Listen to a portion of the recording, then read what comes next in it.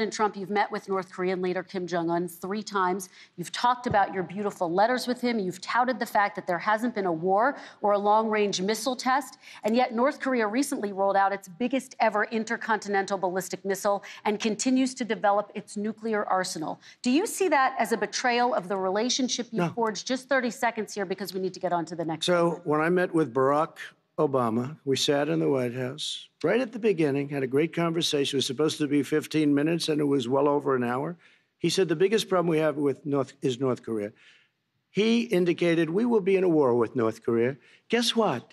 It would be a nuclear war, and he does have plenty of nuclear capability. In the meantime, I have a very good relationship with him. Different kind of a guy, but he probably thinks the same thing about me. We have a different kind of a relationship. We have a very good relationship, and there's no war.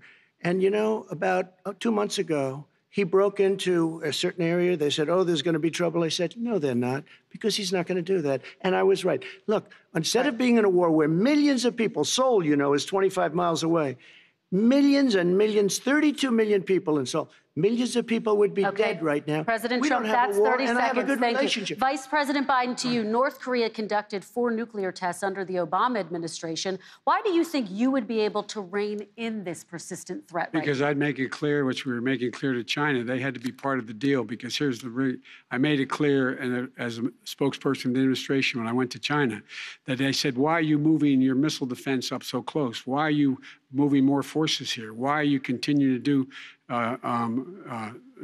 military maneuvers with South Korea? I said, because North Korea is a problem, and we're going to continue to do it so we can control them. We're going to make sure we can control them and make sure they cannot hurt us.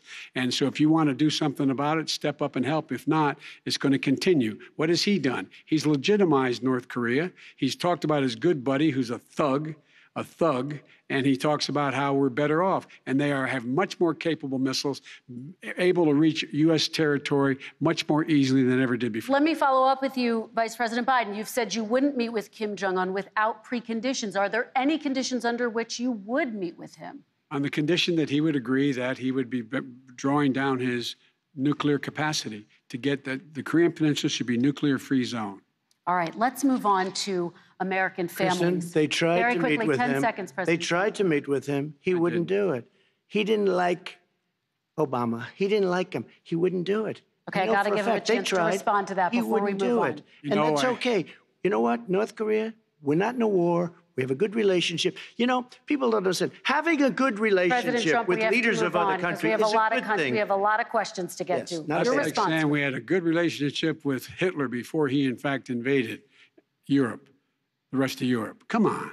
The reason he would not meet with President Obama is because President Obama said, we're going to talk about denuclearization. We're not going to legitimize you, and we're going to continue to put stronger and stronger sanctions on you. That's why he wouldn't meet with us.